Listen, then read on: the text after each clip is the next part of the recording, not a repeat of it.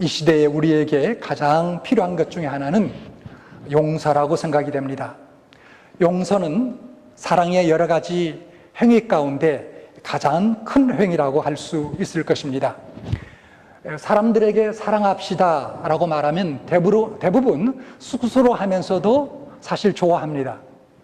그러나 반대로 용서합시다 하면 이유들이 많습니다. 당신이 내 입장이 되어봐. 내가 왜 그런 인간을 용서해야 돼? 용서하고 싶어도 용서할 수 없어. 이와 같은 이야기들을 합니다. 사랑은 할 수 있는데 용서는 못한다고 하는 말들을 우리는 많이 듣고 또 때로는 우리가 그렇게 생각하고 말하기도 합니다. 이것이 사실상 현재 우리들의 살아가는 모습이 아닐까 그렇게 생각이 됩니다. 오늘날 세상은 마음에 여유도 없고 서로의 나눔보다는 반목과 질시와 무중함이 가득 차 있습니다. 그러나 여러분, 우리가 믿는 이 기독교, 우리가 믿는 이 신앙을 종교라고 한다면 이 기독교는 무엇보다도 또한 용서의 종교입니다. 기독교는 사랑의 종교일 뿐만 아니라 용서의 종교임을 우리가 기억해야 됩니다. 사랑은 하는데 용서는 못한다고 한다면 진정한 기독교인이라고 말할 수가 없을 것입니다. 예수님은 이 땅에 누구로 오셨습니까? 용서의 주로 오셨습니다. 따라서 우리는 성도로서 비판하고 정죄하기보다는 서로 예수님처럼 용서하고 서로 관용하고 온유하고 오래 참고 마음을 넓히고 궁일한 마음을 갖고 살아야 될 것입니다.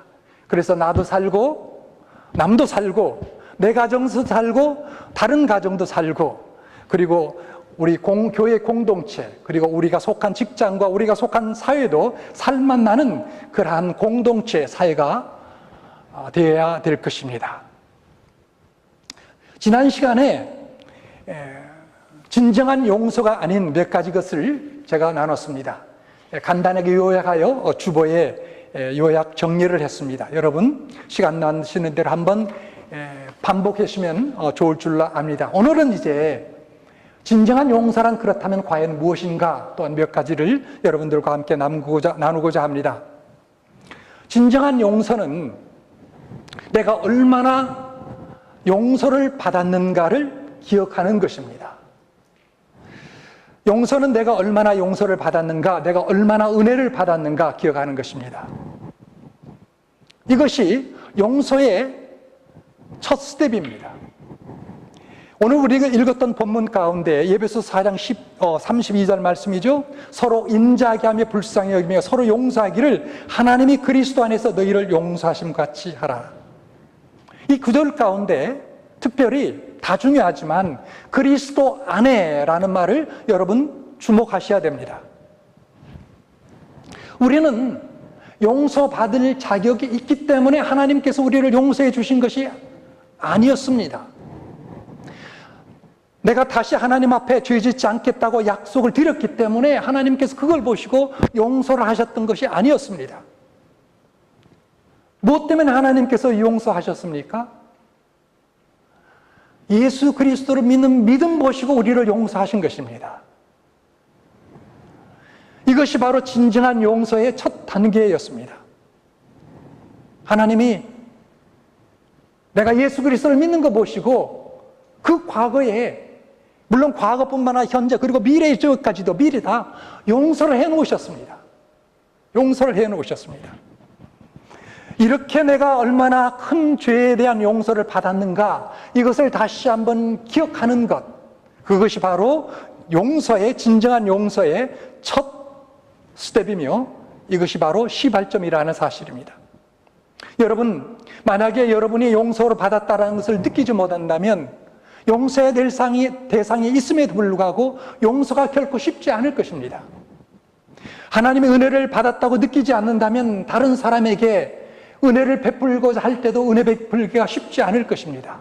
그러나 반면에 여러분, 내가 하나님으로부터 정말 용서를 받았다, 말할 수 없는 죄의 용서를 받았다. 말할 수 없는 하나님의 은혜를 받은 자다라는 것을 내가 말씀을 통해서 깨닫게 된다면, 그것을 인정하고 받아들이게 된다면, 여러분, 진정한 용서가 그때부터 여러분 삶 속에 나타나게 될 것입니다.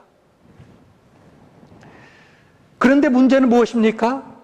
많은 성도들이 용서의 은혜를 받았음에 불구하고 그 은혜를 잊고 산다는 것입니다. 용서받아 우리가 의인이 됐고, 용서받아 하나님의 아들이 됐고, 용서받아 하나님을 아버지라 부를 수 있는 그와 같은 신분이 되었음에도 불구하고 우리는 모두 자기가 다 떳떳한 의인인 양 착각하고 산다는 것입니다. 왜 우리가 쉽게 정죄합니까? 왜 우리가 쉽게 원망합니까? 왜 우리가 쉽게 시비 겁니까? 남을 탓합니까? 내가 죄인인 것을 잊어버린 거예요. 지금까지 살아온 죄, 지금 이 순간에도 하나님께서는 나의 죄를 용서하시고 있다는 그 사실을 잊기 때문에 쉽게 남을 판단하고 책망하고 그리고 정죄하는 것입니다. 비유하는 것입니다. 여러분, 내 눈에 들보는 보지 못하고 이웃의 티를 보고 얼마나 우리가 쉽게 정죄합니까? 저도 그렇고요. 아마 여러분도 그럴 것입니다. 조그마한 거 가지고 왜 그렇게 우리가 서로 미워하고 마음이 상하고 원망하고 불평하는지. 여러분, 주님께서 1만 달란트 비유를 하신 걸 기억하시죠? 어떤 한 사람이 주인에게 1만 달란트를 빚을 졌습니다. 그런데 그 주인이 그것을 보고, 채권자가 그걸 보고 불쌍히 여겨서 1만 달란트를 탕감해 주었습니다. 그런데 그가 돌아가서 어떻게 합니까? 100데나리온 빚진 자를 찾아가서 목을 쥐고 당장 갚으라고 요구합니다. 갚지 않으면 내가 너희 것을 다 몰수하겠다고 합니다. 그리고 내가 너를 감옥에 가두겠다고 이야기합니다.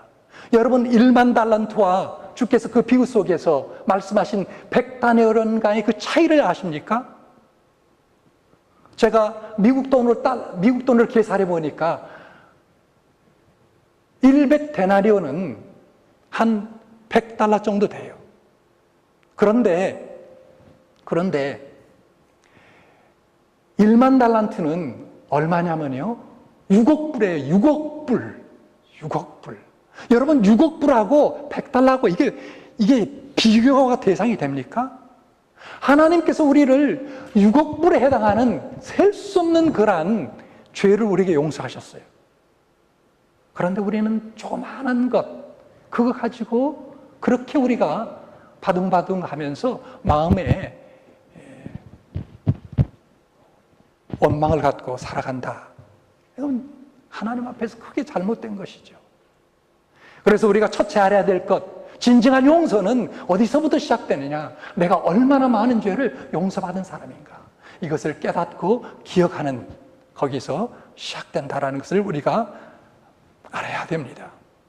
그리고 또 하나, 두 번째 중요한 것은, 진정한 용서란 복수하고자 하는 권리를 포기하는 것입니다. 이것은 진정한 용서의 핵심입니다. 로마서 12장 19절 말씀을 같이 한번 보시겠습니다.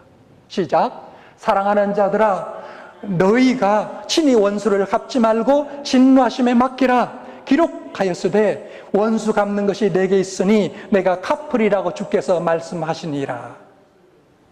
뭐라고 주께서 사도 바울을 통해서 우리에게 말씀해 주고 있습니까?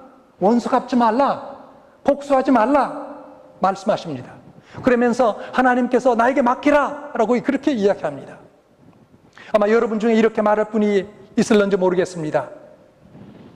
나에게 그렇게 엄청난 손해를 입히고 마음에 상처를 준 사람을 복수할 권리를 포기하라는 것, 그건 정말 공평한 일이 됩니까?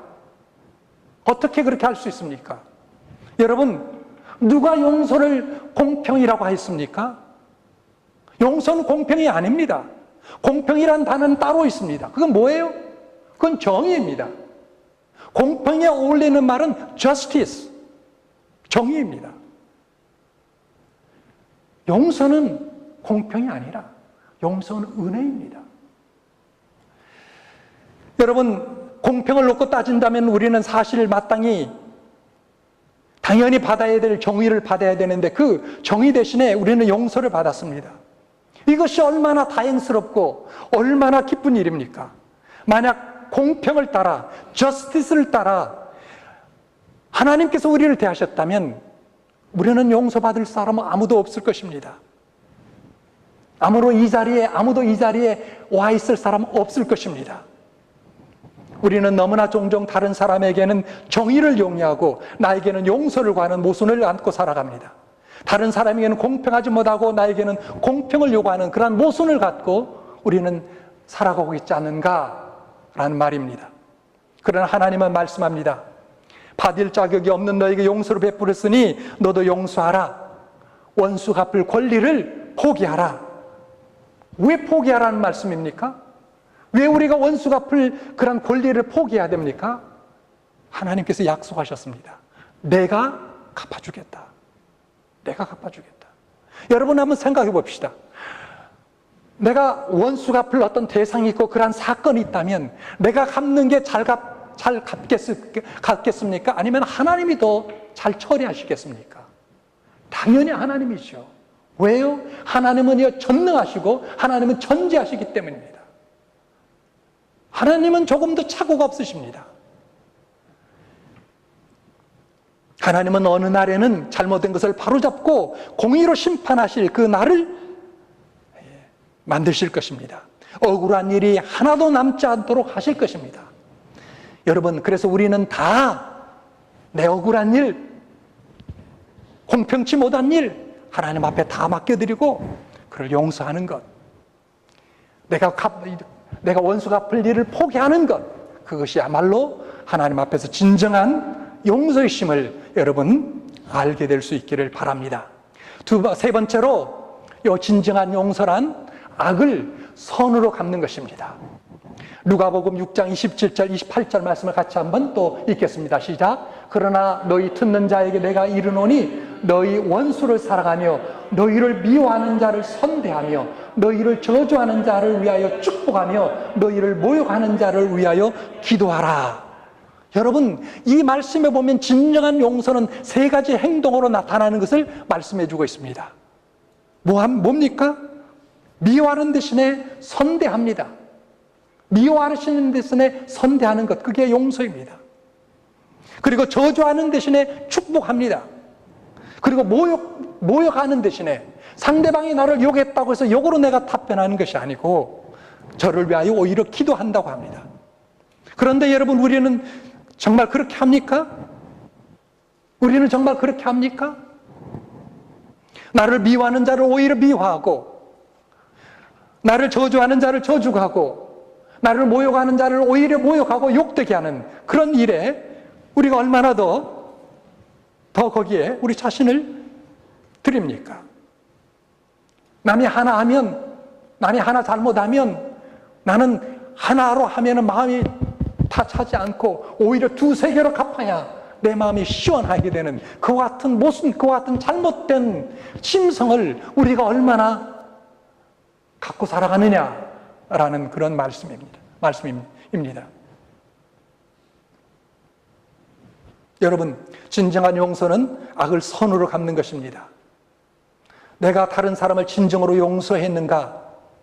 어떻게 알 수 있겠습니까? 좀 전에 말씀드린 대로 선대하는가? 그리고 축복하는가? 그리고 저를 위해서 기도해 주는가? 아마 여러분 중에 또한 이렇게 반문하신 분이 계실는지 모르겠습니다. 목사님, 내가 얼마나 상처받았는지 몰라요. 나는 도저히 용서할 수 없을 것 같아요. 그렇습니다. 여러분, 우리로서는 용서할 수 없습니다. 어떻게 여러분 미워하는 사람을 선대할 수 있습니까? 어떻게 나를 저주하는 사람을 축복할 수 있겠습니까? 어떻게 나에게 욕하는 사람을 위하여 기도할 수 있겠습니까? 우리의 힘으로는 안 됩니다. 그렇기 때문에 여러분, 우리에게는 예수 그리스도가 필요한 거예요. 예수 그리스도의 사랑이 우리를 지배하도록 하는 것입니다. 예수 그리스도의 사랑이 우리 마음 가운데 들어오고 그것을 깨닫게 되면 내가 할 수 없는 그 일을 할 수 있게 되더라는 것이죠. 사랑하는 여러분, 여러분에게 어떤 용서할 수 없는 그런 사람이 있습니까? 그렇다면 주님 앞에 간절히 한번 다시 생각하고 기도하십시오.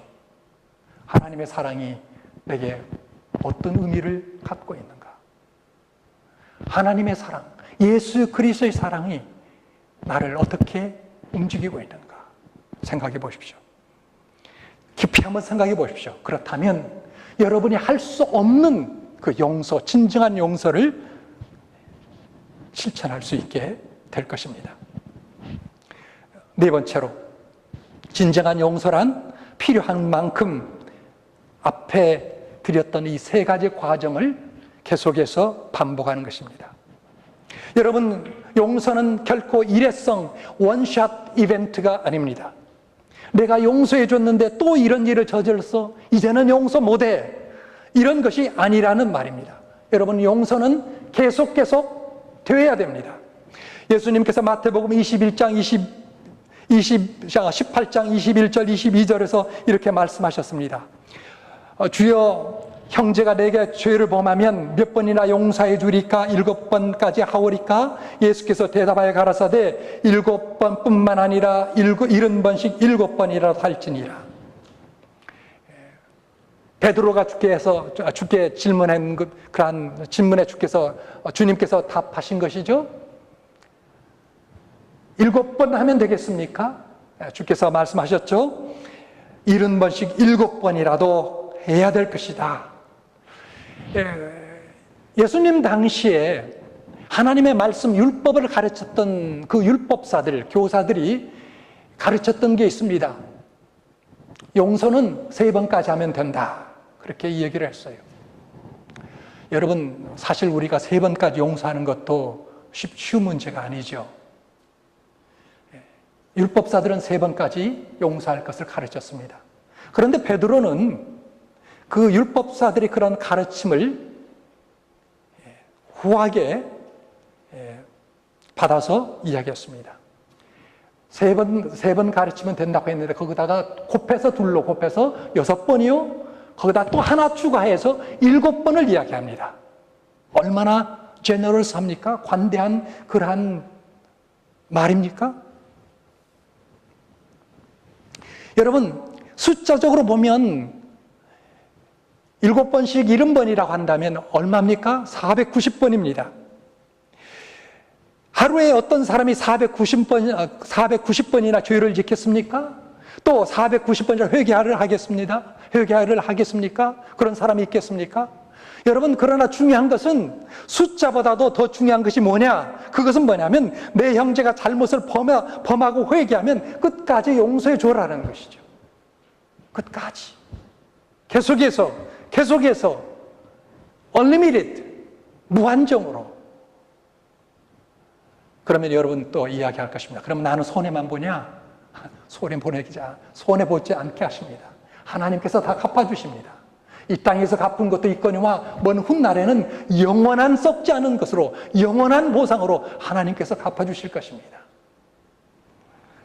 필요한 만큼 계속해서 반복하여 용서하시는 것, 그것이 진정한 용서이심을 깨닫고 믿는 여러분 될 수 있기를 바랍니다. 자, 그렇다면 이제 중요한 것, 왜 용서를 해야 되는가?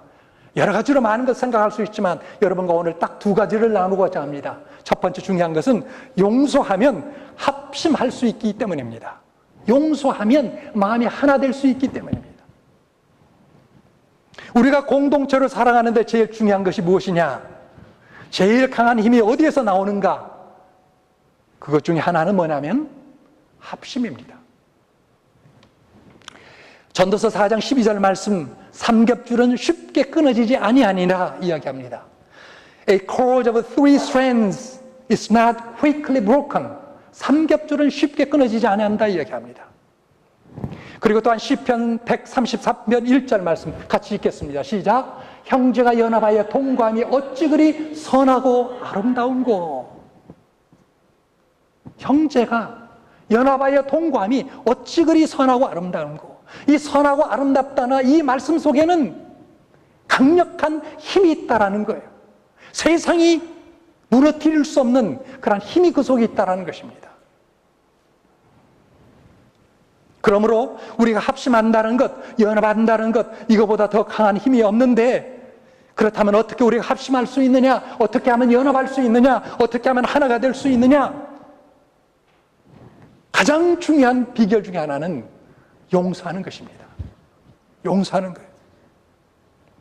미워하고 중요하면 형제와 마음이 나눌 뿐만 아니라, 여러분, 하나님과 우리 사이도 마음이 떠나게 됩니다. 나눠지게 됩니다. 그렇지 않습니까? 내 마음도 죄로 인하여 분열될 수밖에 없습니다. 그러나 반대로 용서하면 분열된 나의 마음이 치유가 됩니다. 오늘날 현대의학이 발견한 건강의 제1요소, 그게 뭡니까? 오늘날 현대의학이 발견한 제1요소, 그게 뭐냐? 그게 마음의 평안이에요. 마음의 기쁨이에요. 여러분, 육신의 병이 아니라 마음의 병이 만병의 원인이라는 사실을 여러분, 우리가 듣지 않습니까? 의사들은 억울한 감정이나 분노가 쌓이면 스트레스 호르몬이 과도하게 분비돼서 여러 가지 질병이 생긴다고 합니다. 협심증, 심근근색, 중풍, 소화장애, 두통, 불면증, 심지어 암까지. 여러분, 그런 실험을 하지 않습니까? 쥐를 케이지에다 넣고 상자에다 넣고 하루에 수십 번씩 흔들어댑니다. 그러면 그 쥐 안에 뭐가 생기는 줄 아십니까? 암이라는 게 생겨요. 왜? 스트레스를 받으니까요. 여러분, 마음의 미움과 분노를 가지면 몸의 면역력이 떨어져서 온갖 병이 다 들게 되는 거예요. 그렇기 때문에 여러분, 아프다 하면 의사하고 찾아가고 약을 넣는 것보다도 먼저 내 마음을 하나님 앞에서 점검하는 것이 필요한 것입니다. 잠언 17장 22절 말씀 같이 한번 또 봅시다. 잠언 시작. 마음의 즐거움은 양약이라도 심령의 근심은 뼈로 마르게 하느니라. 뭐가 양약이에요? 무엇보다도 중요한 건 마음의 평안이라는 것이죠. 마음의 즐거움. 뭐가 우리에게 독이에요? 세상에 있는 어떤 물질, 그게 물론 독도 될 수 있지만 그것 이전에 우리에게 독소를 주는 게 있는데, 그게 뭐냐면 심령의 근심이에요. 잘못된 마음의 쓴뿌리, 원망, 불평, 이런 것들, 분노, 이런 것들이 문제입니다. 그러니 여러분, 미워하고 분노를 가지고 원한을 품으면 사실 누가 더 손해입니까? 내가 나한테 잘못하는 사람을 향하여 원망과 분노를 가지고 살면 누가 더 손해입니까? 내가 더 손해인 거예요. 내가 먼저 파괴되는 것입니다. 남을 먼저 내가 먼저 남을 용서하면 먼저 내가 치유되고 마음이 하나가 되는 것입니다. 그리고 관계가 깨졌던 그런 형제 자매와도 하나가 되는 거예요. 내가 용서하면 하나가 될 수 있어요. 그러나 아무리 상대방이 잘못했다 할지라도 용서하지 않으면 결코 하나가 될 수 없는 거예요. 부부간에도 마찬가지입니다. 부부간에도요. 교회 공동체도 마찬가지입니다. 교회 공동체도 그렇고 가정도 그렇고요. 용서하지 않고 있으면 하나가 될 수 없는 거예요. 더 나아가 여러분, 하나님과도 마찬가지. 우리가 용서하지 않으면 하나님께서 우리와 함께하지 못해요. 하나님 마음에 합한 사람이 될 수 없다라는 거예요. 사랑하는 여러분, 왜 우리가 용서해야 됩니까? 용서하면 하나님과 나가 하나가 되고요. 나와 관계가 어긋나서 깨어졌던 사람과도 하나가 되고, 그래서 우리 가정과 교회와 또 우리가 속한 사회, 직장, 모든 것이 다 하나가 되어서 그 가운데 능력이 나타나고 하나님의 축복이 임하고 하나님의 은혜가 더욱더 임하게 되는 것. 그렇기 때문에 여러분, 우리가 용서해야 되는 것입니다. 두 번째 중요한 이유가 있습니다. 용서하면 기도가 응답받게 됩니다. 우리가 용서하면 어떤 축복이 임합니까? 기도가 응답됩니다. 여러분, 믿는 사람에게서 최고의 무기는 무엇일까요? 바로 기도입니다. 최고의 무기 가운데 하나는 바로 기도입니다. 그런데 기도를 해도 응답을 받지 못했다면 얼마나 큰 손해가 되겠습니까? 그러니 우리는 기도함으로 응답을 받았다. 이것보다 더 큰 복이 어디 있겠느냐라는 것을 우리가 깨닫고 용서하는 여러분 될 수 있기를 바랍니다. 마태복음 18장 19절 말씀 같이 한번 읽겠습니다. 시작. 진실로 다시 너희에게 이르노니 너희 중에 두 사람이 땅에서 합심하여 무엇이든지 구하면 하늘에 계신 내 아버지께서 저희를 위하여 이루게 하시리라. 여러분, 아마 이 말씀 암송하신 분들이 적지 않게 있을 거예요. 굉장히 중요한 말씀이죠. 우리가 개인적으로 기도하는 것 굉장히 중요합니다. 그리고 우리가 또 합심 기도하면 하나님께서 우리를 더 이루어 주신다라고 강조하며 이야기합니다. 너희 중에 누구든지 두 사람이 땅에서 합심하여 무엇이든지 구하면 하늘에 계신 내 아버지께서 저희를 위하여 이루게 하시리라. 얼마나 귀한 약속입니까? 그런데 여러분, 이 말씀 여러분 잘 알고 암송도 하시고 이 말씀을 인용도 하시겠지만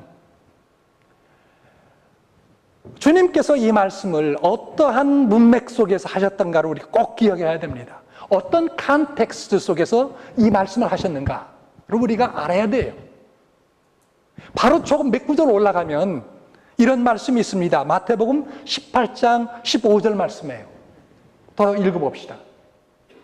마태복음 18장 15절. 그러니까 석절 위에 가면 이 말씀이 있어요. 시작. 내 형제가 죄를 범하거든 가서 너와 그 사람과만 상대하여 권고하라. 만일 들으면 내가 그 형제를 얻을 것이요. 여러분, 예수님은 지금 범죄한 형제에게 말씀하시면서 갑자기 두 사람이 함께 합심하여 기도하면 그 기도가 응답된다고 말씀하셨습니다. 여기서 두 사람이란 누구를 말합니까? 그저 아무 관계가 없는 두 사람, 잘 지내는 두 사람이 말합니까? 저와 여러분이 아무 문제가 없는데 문제가 없는 저와 여러분이 합심하여 기도하면 하나님께 응답하신다고 이렇게 이야기하고 있습니까? 물론 하나님께서 그런 기도도 들어주시죠. 그러나 예수님께서 지금 여기서 말씀하시는 그 뜻은 뭐냐면 여러분과 어떤 사람이 틀어졌는데 여러분이 저를 용서하고서 그래서 깨어진 관계가 다시 회복된 가운데 하나님 앞에 기도를 하면 하나님께서 그 기도를 응답하신다는 약속입니다. 그런데 우리는 종종 그냥 밑에 있는 20절 말씀만 가지고 그냥 앵무새처럼 우리가 생각하고 그걸 리사이트 하는데 우리가 기억해야 된다는 것은 바로 15절 말씀입니다. 손해를 끼친 사람과 손해를 받는 사람 사이 손해를 받은 사람이 용서하면 두 사람이 하나가 됩니다. 그 하나가 된 가운데 저들이 기도하면 하나님께서 그것이 무엇이든지 간에 하나님의 뜻에 맞기만 한다면 100% 하나님께서 응답하실 줄 믿습니다. 여러분, 그렇기 때문에 여러분 우리가 드리는 기도, 개인적인 기도나 합심적인 기도나 마찬가지로 내가 누구든지 간에 불편한 관계가 있는지 그것을 우리가 점검해야 돼요. 내가 미워하는 사람이 있는지 저도 미워하는 사람 생겼습니다. 얼마 전에요. 제가 일하면서 학교 꼬마가 저보러 막 이유 없이 저를 막 비난하는 거예요. 제가 얼마나 기분 나쁘든지. 그래서 제가 편지를 썼습니다. 학교 교장한테 보냈어요. 얘가 무고하게 나를 욕하고 한다. 편지를 썼어요. 그리고 내 마음이 그래도 안 풀렸어요. 내가 참 이 말씀을 하면서 회개를 했는데요. 내일 가서 걔를 붙잡고 용서를 제가 구해야 될 것 같아요. 지난주 있었던 일인데 그제까지도 용서하는 마음이 없어요. 그냥 타면 그냥 내가 이그노 해버렸어요. 걔 타면 이그노. 근데 아니다. 사랑하는 여러분,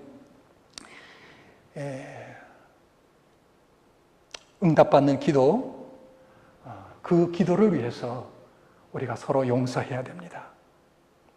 특별히 사랑하는 여러분, 특별히 여러분과 제일 가까운 관계에 있는 사람과 용서를 하고 살아야 돼요. 그게 누구이겠습니까? 부부간에요. 그리고 부모와 자녀간에요. 그리고 형제간에요. 왜? 잘 알기 때문에. 잘 아는 관계에서 쉽게 우리가 저지르는 그런 잘못이 있고, 그런 잘못 때문에 우리가 용서하지 못하고 사는 우리들이기 때문에 그렇습니다. 베드로전서 3장 7절 말씀해 보면 특별히 남편들에게 이렇게 이야기합니다. 같이 읽어봅시다. 시작. 남편 된 자들아, 이와 같이 지식을 따라 너희 아내와 동거하고 저는 더 연약한 그릇이요 또 생명의 은혜를 유업으로 함께 받을 자로 귀히 여기라. 이는 너희 기도가 막히지 아니하게 하려 함이라. 사랑하는 여러분,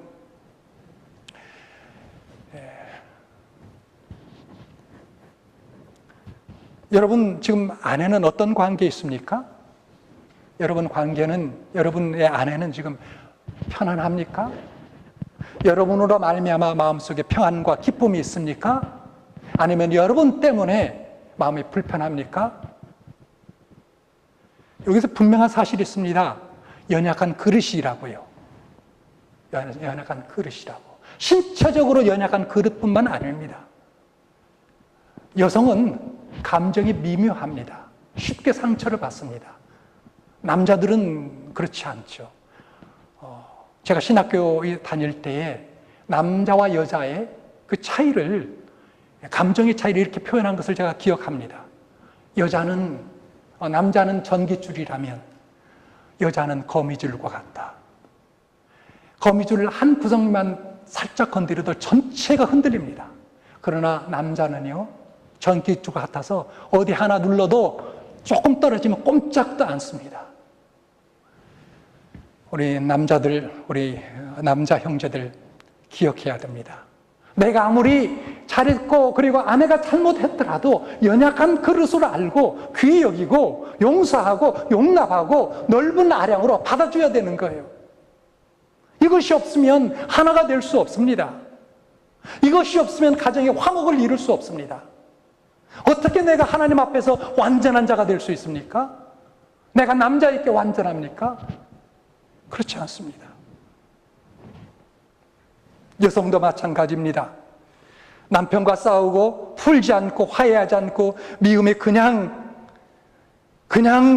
마음속에서 지글지글 끓고 있다면 교회에 와가지고 주여 믿습니다 해도 하나님께서 그 기도 듣지 않으십니다. 우리의 마음과 기도가 하나 되는 곳에 예수님은 응답이 들어와 계시는 것을 믿는 여러분 될 수 있기를 바랍니다. 성령께서 함께해 주십니다. 오늘 읽었던 조금 전에 마태복음 18장 20절 말씀에 두세 사람이 내 이름으로 모인 곳에는 나도 그들 중에 있느니라. 오늘 이 예배 가운데 여러분 와 계시는데 여러분 한번 보세요. 내 아내가 왜 못 왔는지, 왔더라도 내 아내가 왜 마음이 불편한지, 마음이 하나 되지 못했다면 여러분 와 있어도 하나님께서 그렇게 기뻐하지 않습니다. 우리 모두가 다 용서하고 사랑하고 화해하고 화목하고 화합하고 하나가 됐을 때 주님께서 기도를 들어 응답하시고 그리고 그곳에 주께서 약속하신 대로 함께 하실 것이라고 그렇게 말씀하고 있습니다. 사랑하는 여러분, 결론적으로 말씀드립니다. 우리를 무조건적으로 용서하시는 하나님은 우리 안에서도 이와 같이 용서가 넘쳐나기를 원하시는 것입니다.